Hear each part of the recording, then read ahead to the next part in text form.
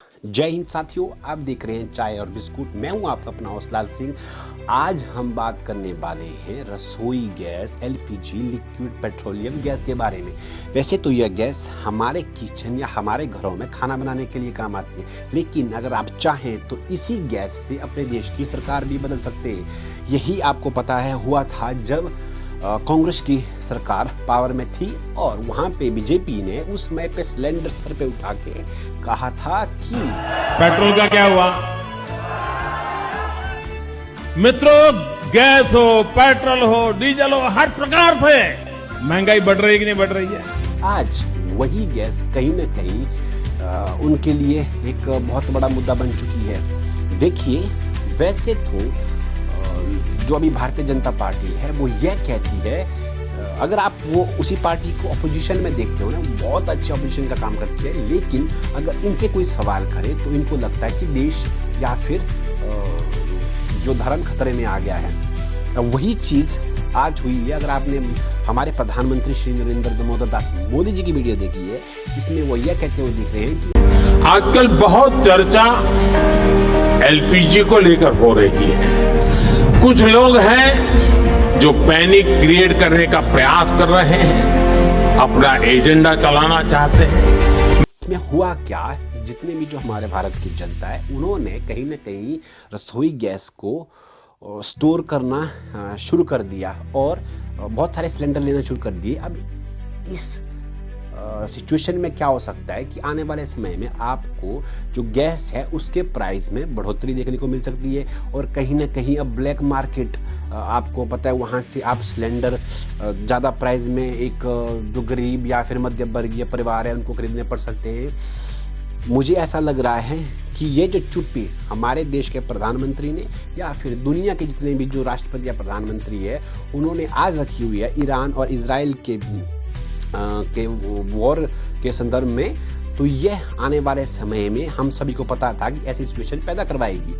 अभी तो सिर्फ एक चीज़ की शॉर्टेज सामने आई है। आने वाले समय में हो सकता है कि पेट्रोल, डीजल, हर जो एक हम बाहर से खरीदते हैं, इंपोर्ट होती है, उसके दाम में बढ़ोतरी देखने को मिल रही है, मिलेगी और ज़्यादा वर्ष हो चुकी है सिचुएशन। तो इसलिए जितना जल्द हो सके जो अभी ये मिडल ईस्ट में जो सिचुएशन वॉर जैसी होके रखी हुई है, इसके लिए कहीं ना कहीं अब हमारी सरकार को सामने आना पड़ेगा। उनको कहीं ना कहीं दबाव डालना पड़ेगा डोनाल्ड ट्रंप या फिर इजराइल और ईरान के ऊपर।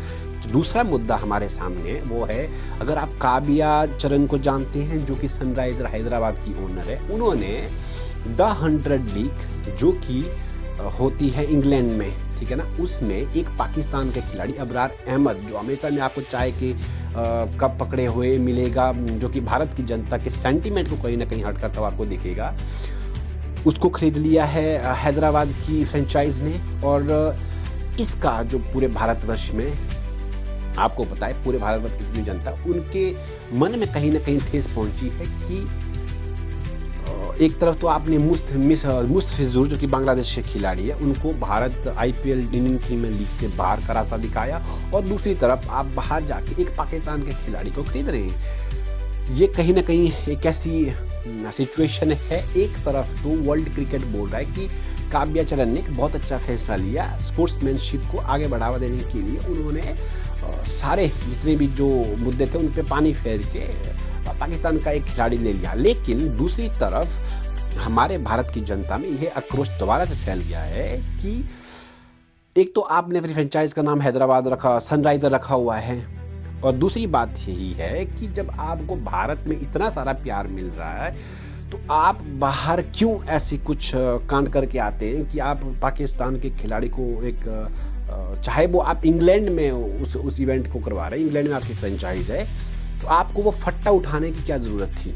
कोई और भी उठा सकता था। अब वही शौक है ना टेबल पे फट्टा उठाने का, तब पूरे भारत की जनता ने कहीं ना कहीं हैदराबाद की फ्रेंचाइज को फट्टा दिखाई दिया है।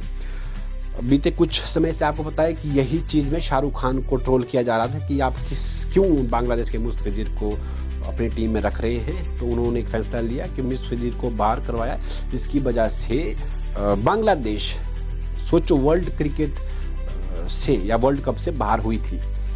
अब इन दोनों सिचुएशन को मैं यही बोल सकता हूँ कि सरकार को एक बात पे अमल ज़रूर करना चाहिए कि जो पेट्रोल एलपीजी की गैस की बढ़ोतरी या आने वाले समय में बहुत सारे और भी चीज़ या प्राइस इन्फ्लेशन या प्राइस में हाइक आ सकती है, तो प्लीज़ थोड़ा अभी से, वैसे तो हमारे जितने भी जो सरकार में जो जितने भी जो बुद्धिजीवी लोग हैं वो बहुत अच्छा काम कर रहे हैं। मैं चाहता हूँ कि वो थोड़ा अब इसमें होगा क्या कि आने वाले समय में हमें दिक्कतें आएगी, ये सबको पता है, ऐसा ही होगा। और अगर अपोजिशन कोई मुद्दा सामने आपके रख रही है या अपोजिशन किसी चीज़ को अपोज कर रही है, क्योंकि वो उसका काम है, तो आपका काम ये है कि आप भारत की जनता को बताएं क्या सही कर रहे हो क्या गलत कर रहे हो। आपको खाली जवाब देना है, इसमें बुरा या फिर होता है ना नाक लाल करने की ज़रूरत नहीं है। तो दोस्तों, आप में से बहुत सारे लोग मेरी वीडियो पे लाइक, शेयर और फॉलो नहीं कर रहे हो। प्लीज़ आप मेरे बहुत सारे जो मेरे व्यूअर्स हैं उस वीडियो को फॉलो ज़रूर करें, तो इससे क्या होगा, थोड़ा मोटिवेशन मिलेगा। आने वाले समय में मैं और अच्छे मुद्दों पे बात करूँगा। तो जय हिंद, मिलते हैं अगले वीडियो में बहुत ही जल्द। चाय बिस्कुट को अंत तक देखने के लिए धन्यवाद।